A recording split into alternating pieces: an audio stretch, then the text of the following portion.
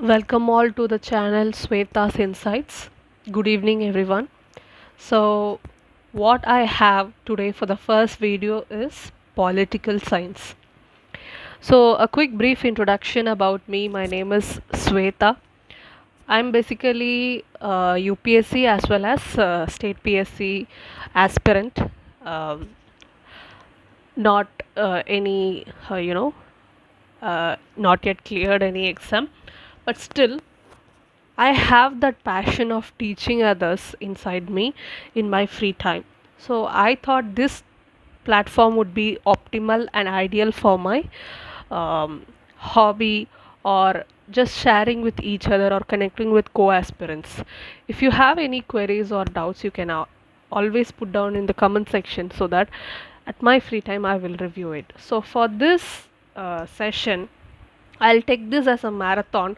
As much as I can, I will try to cover in the polity. So let us start from the very basic. If you are a beginner, if you are, you know, um, if you have experience for more than 1 year, 2 year, how many, whatever, however you are, but if you have any, um, thirst for political science, and yes, this video is for you.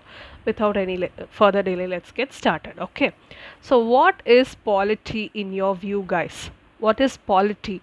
Polity is nothing but it is a political scenario, right? It's political. So static plus dynamic you have to know for Indian polity if you're preparing. So what is actually on ground political system, how it works? Every country have some different, but uh, most of the country are democratic, but still the political system may vary. For example, if you take India, we have parliamentary system. If you take US, they have presidential form of um, government, right? So we have bicameralism, and our center is strong, and also we are quasi-federal. These are the factors, right? But taking for example US, it's completely federal. Every state has their monopoly or their own rights. They are not, agreement with the state, or they are not binding by the decision of center. Kind of things are there. So this is something determines the political thing. Okay. uh, so there are many questions arises in your head, that how to run a state, how to make rules and regulations, whose function it should be to make the laws for the people to live in harmony. These are the things we have in our mind. So what is constitution actually? So when you take polity, you have to know the constitution. Polity's basic thing is constitution, right? So either it is written or unwritten, it should be the base for any country. For example, if you take Britain, it has unwritten form of constitution, but most of the states are written in form. Okay. Though India is the bulkiest form of constitution, we have everything written on a format, because India has experienced a vast destruction due to the colonial exploitation, right? So we have to be very careful on each and every steps we are taking after the independence. So maybe the uh, cold reason behind why we had written form of constitution is this only, I guess it is. Okay, so let's go deeply what it is. Defined as a power map. Constitution can be defined as a power map which defines powers and functions of different branches of the government. Okay, constitutions is nothing but a book or certain set of map or rules. You cannot say rules, but it's a map, road map, guide can be defined. Powers and functions. Okay, branches. What are the branches? There are three branches of government. First branch is legislature, which is the political body. Legislature has lawmaking power, everything, but they are not actually independent. Not independent because it is integrated and aligned with other two branches, right? Because yes, though the legislature is making laws, making rules, so everything has a checks and balance. If you take for example legislature, the people are electing the representative, right? Political representative. If the policies made by those legislators are not satisfactory by the for the people, what will they do? After those 5 years, they will not put vote for those ministry or the government, right? So this is a checks and balance we have for legislature, though they are making laws. And also this is something I mean not anthropogenic, but it's a people rights. So what are the checks and balance for the legislature? One is people, and then constitution is itself a checks and balance to the legislature. That means a legislature, either it is Lok Sabha or Rajya Sabha, whatever whoever it is, they cannot go beyond the basic structure, which is a checks and balance by the judiciary, right? So they cannot uh, overgo or overthrow the principles of the constitutions. So this is the things. So let's go what it is. Makes laws, rules, regulations. Who are the legislators? MPs, MLAs. These are the legislators. Talking about the executives, executives are part of the legislator. Executives, in the name itself, it means they are executing something. Executive can be either political executive or the real executive. So those IPS, IAS officer who came through examination process. Okay, so they are actually in close contact with the people. Could you understand this? So example, IAS, IPS, yes, they are permanent executives. And ministers, PM, president are also a part of the executive, but they are president is head of the executive, and also we have prime minister and ministers also the executive. They are the executive of legislative process. They will direct the IAS, IPS to make these laws to reach the people, right? Then we have judiciary, keeps checks and resolve disputes. Wherever the disputes arises out of any law made by the legislators, or any people who are deprived of their rights mentioned in constitution, or any universal human rights agreed by India, whatever that is, disputes coming means judiciary will intervene. So for example, Supreme Court, High Court and other courts. So these are the example. Then what is constitutionalism? We know that constitution is a set of map or a guidebook, whatever you can say, like whatever the idea you have about, right? But what is constitutionalism? So whatever the word, if you have lism, like communalism, regionalism, it means the ideology. Okay, it's the ideology of constitution, which means rule of law and not the rule of a single man. So constitutionalism is something determines the power of the country, right? So in India, it is not about the rule of man, yet it is the democracy. I know that it's people, by the people, for the people, everything is fine, but rule of law is a supreme. So rule of supreme law means government of that particular political system is limited government, limited by constitution, which signifies that government cannot act according to its own whims or fancies. It has to act in accordance with power distribution system given by constitution. This means the government is also under the law.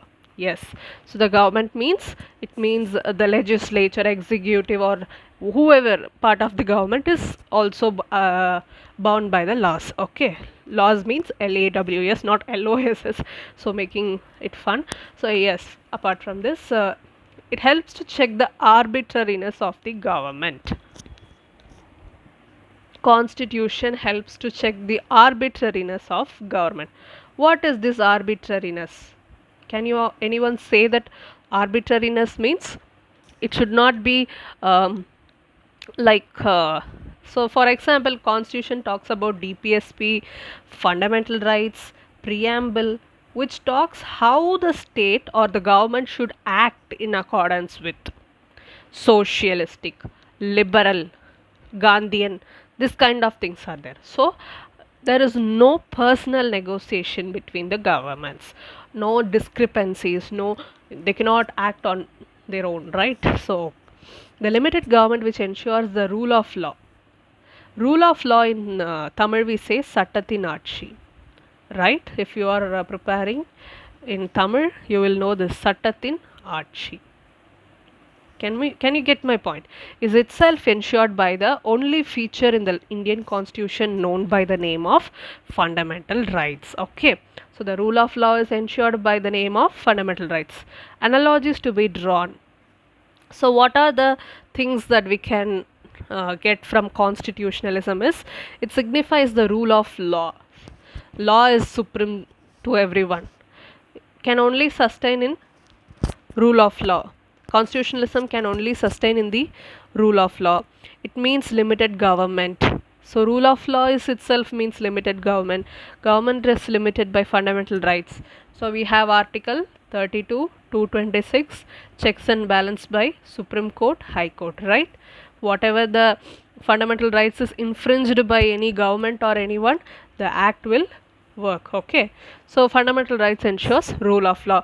So it's an vicious, I mean not vicious cycle, but it's still you can just still write a cycle, not like this, but still rule of law. Let me just draw here. You could rule of law, then it gives us fundamental rights, limited government.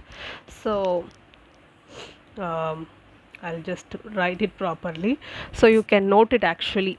So fundamental rights are rule of law, then you have a limited government. So limited government has this thing. So this is something, a cycle is itself, right? It ensures like this. So this is constitutionalism. Can you get my point? Isn't it or not? Yes. So this is the feature, constitutionalism is the feature only of democracy. Is it only for democracy? Why not theocracy? Why not autocracy? Why not oligarchy, anarchy, right? So why not this communist form of government? So why constitutionalism is only for democracy? If you consider this theocracy, it's based upon the religion, right? Vatican example, Vatican City and Pakistan. They have publicly laid down the religion as their superiority. Autocracy, it means some special privileged group will combine together and rule the state. Oligarchy, anarchy, these kind of things are said to be a imperialistic nature. It means not a democratic in nature. So what happens is it means it's if it is democracy, it is constitutionalism. Okay, so because only in democracy power lies with the people. Okay, so this is something, is a feature of constitutionalism. Though constitutionalism is itself a rule for the people, so we know democracy is equal to rights of the people, okay. So how it relates with constitutionalism? It means it gives or guarantees by rule of law. What is that? Rule of law. It is guaranteeing. So I don't want to confuse further. We will go our next topic. So can be there with respect to written constitution, without written constitution. Constitutionalism, can constitutionalism be without written constitution? Yes. Example, Britain. As I already told you, Britain has unwritten form of constitution. Though they have unwritten, which means they don't have any book or the copy. They don't have any copy like constitution of Britain. They don't have anything like this, but yet it is possible that written constitution is there, but constitution is not. Ex Gaddafi, the dictator, gets a written constitution made for his country. Example, Gaddafi, the dictator, gets a written constitution made for his country. It can also be possible that written constitution is not there, but constitutionalism is there. So it means ex-Britain which does not have written constitution but follows the principle of constitutionalism. So this should be very clear. I would like to narrate this once again. So constitutionalism is the ideology of or the essence of constitution. Okay, though Britain, I'm giving you a coin of two sides example, that is one Britain. Britain does not have any written form of constitution. That doesn't mean Britain is not following any constitutionalism. It's not like that. Yes, Britain is following the ideals or essence of constitutionalism in their rule or enactment of laws, whatever it may be. They follow this kind of essence, right? But for example, Gaddafi, the dictator, gets a written constitution. He is an autocrat or the anarchical man, but he made a constitution for his country. It means a certain set of rules, but that doesn't mean they are following constitutionalism. That's not a real constitutionalism. They write something on their own and keep it in the name of constitution, but that doesn't mean it should be in a manner of constitutionalism. That is a clear example. Okay, now I hope you all understood with this point. What is the types of constitution? Written versus unwritten. Okay, so for example, written, it means India, USA. What are the criteria? Particular constituent assembly has been constituted properly as regard 1946. Then the outproduct of that constituent assembly will be called as written constitution. So criteria, unwritten means, for example, Britain, they have set of rules and ideologies but in unwritten form, maybe a scattered papers, maybe in a audio or video record, whatever, but not in a booked or uh, not a written format. Okay, that is something. So for if it is to be written, it should be written by a constituent assembly forming by it's an outproduct of constituent assembly in simple. Okay, no country in this world has an entirely written or unwritten. Entirely written, unwritten. For example, in India political system, other than the written constitutional provisions, we also follow some conventions, unwritten rules of law. Yet we have written form of constitution. India does not follow complete written. Yes, we have, it is yes, we have written, it forms the basic, it is a fabric of India, it lays down the rules, everything is fine, but we also making some decisions out of the constitution. Can you all understand this? That is unwritten rule of laws, which means no country in this world has entirely written or unwritten constitution. Okay, let me go next one. Can there be any country without constitution? No. The answer is no. Rigid versus flexible. Okay. So what is this? So this is something very different, but let's talk about the rigid versus flexible form of constitution. Rigid, for example, USA, tough. To make any law amendability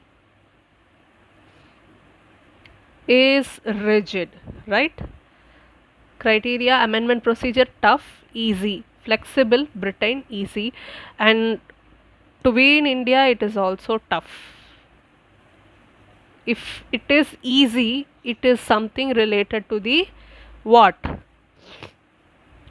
Central or union form, right? Unitary. If it is easy. If it is tough, it is federal, right? Can you understand? Amendment procedure takes place in India, Parliament, Lok Sabha, Rajya Sabha, MPs from states, they are called as. See, there is no mention about, mention about the name Rajya Sabha, instead it has Council of States. What they have? Council of States, right? So, so what is called as quorum? The minimum number of people needed to start the meeting, which is 1/10. Quorum is 1/10 we have. Okay, India. So for example, if there is yes, we have 550 people in Lok Sabha, 1/10, which is 55, is a quorum. If it is less than 55, the people have been there, for example 50 or 49, whatever, the meeting will not be conducted. In Rajya Sabha it is 25 out of 250, right? So now talking about the majority, types of majority. So first it is simple majority, then you have effective majority, absolute majority, special majority. These are the types of majority. So if it is simple majority, it is amendable with easy, right? Amendable easily. Okay. 50% plus one of the men present and voting. 55 minimum for meeting, 28 adila, I mean from that 28 men voting. Okay. So example Article 3, to create a new state, constitutional provision of Article 3 can be amended with simple majority. This thing we may think that adding a state or bifurcating a state is not a very easy task. It may require a consent of other states, or it may require a special majority. This may be the thought running in your mind, but it is actually not true. The You have to understand the fabric behind this. What is it? If you ask, means I'll say that Article 3, which is talking about the uh, Parliament's power on creating new state or bifurcating, whatever it is. If, for example, India wants to add Sri Lanka to it, I'm sorry for my drawing.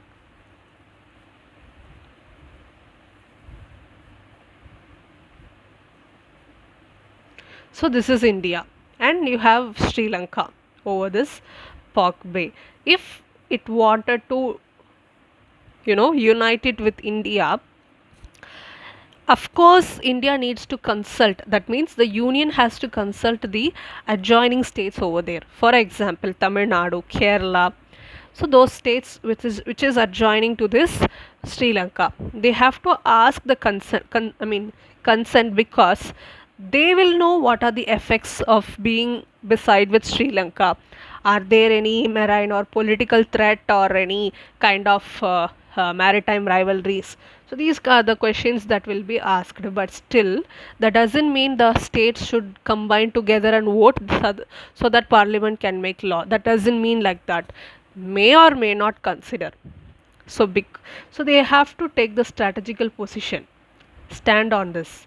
Strategical stand on this lies with union only, because union cannot consult everything whether to include state or not. If it is in a special majority, the independence or the nature of Indian that parliamentary power, not just parliamentary power, but the constitution itself says that India is a union of states, right? So it should not be the hardest thing. If it is an hardest thing, then it will actually affect the how to say, if you have any particular word you can actually comment this, but yet it is done with simple majority. So if you have any question in your exam whether the unitary features of parliament in the constitution, you can always write this Article 3 done with a simple majority, right? So next, so then you have special or effective majority. Effective majority is nothing but 50 percentage of efficient uh, effective thing, people of the house. So removal of speaker, vice president, these kind of tasks need effective majority out of the total vacancy, not just out of the people who are present, not like that, out of the total effective strength of the house, right? So this something effective majority. If you have to remove a speaker, Supreme Court judge, or vice president, so you have to think like this. Absolute majority is nothing but um, actually this majority is not mentioned anywhere in our constitution. Just note this down. Again, it is a see, effective is effective strength of the house. but absolute means total strength of the house. Okay, so this is the thing. Special majority is actually tough. It is in USA. Also, we have in India. India is also having this special majority. Okay. So, special majority in Indian context, what does it mean? All majorities other than simple majority are considered as special majority, like effective majority, 2 by 3rd of members present and voting. Okay. So, these kind of, for example, to say Article 249, Parliament makes rules for the state if Rajya Sabha passes a resolution in the interest of states. Okay. Abolition or creation of all India services, that is Article 12. So making any changes, this article works. Okay, so which doesn't which is not having simple majority, it is special majority. Okay, so like this. Then you have constitution, that is amendment act 368, fulfill two procedure, 2 by 3rd members present and voting, majority. What is the majority required is 50% plus 1 of the total strength.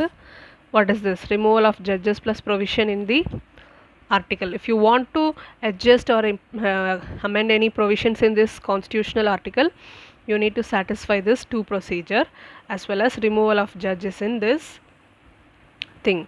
So 2 by 3rd of majority of the total strength, which is for impeachment of president, that is the toughest majority. Okay, for judges, whoever, the special majority is needed. So amendment in the Indian constitution, rigid, flexible, two things are there. You have 4 types voting. Flexible means verbally or verbal change, voice voting is there with simple majority. Okay, but rigid means it requires special or effective majority. So I hope this goes along, and okay, I'll try to finish off this one lecture because this is a notes of Sunya IAS. I want to mention this because this is not my own handwritten notes. If you want any of this copy, you can actually comment down. I'll try to post this in my thing. So yes, so there is a voice voting. What is voice voting, guys? Voice voting is preferred of method of decision making by Indian Parliament. They'll give you a voice, yay or nay. That means yes or no. MPs in favors of a decision call out for yes, and those says no speaker then takes a call on which voices are louder. Subsequently conveys the decision of the house whether it is okay or not okay. This kind of thing. Rule of procedure of Lok Sabha do not mandate recording of votes of MPs for every decision. There is a set of rules of procedure in Lok Sabha and separately for Rajya Sabha. You have to know this. Okay. Does not reveal the individual position taken by MPs. Voice vote. It doesn't reveal the individual position taken by MPs. MPs also have right to ask the vote of every MP to be recorded. Okay. So MPs also have right to ask the vote of every MPs to be recorded. They can ask. It is their right. Okay. So this is called division. Called a division. MPs can vote in favor, oppose, or abstain from voting. It first recorded vote division in Lok Sabha took place in second day of sitting in 1952. It was to decide on the election of the speaker and in the running were G.V. Mavlankar and S.S. Moray, in which Mavlankar won 394 votes. So this has been happened with recorded manner. Votes recording mandatory where special majority is required. Article 368, no confidence. These needed to be recorded. Case study recently, Mr. OIC, a parliamentarian, exercised his right and called for a division on the introduction of Triple Talaq Bill, in which Lok Sabha allowed introduction with 185 votes in favor, 74 opposed and 6 abstained. Abstain means they are not willing to cast their decision or vote.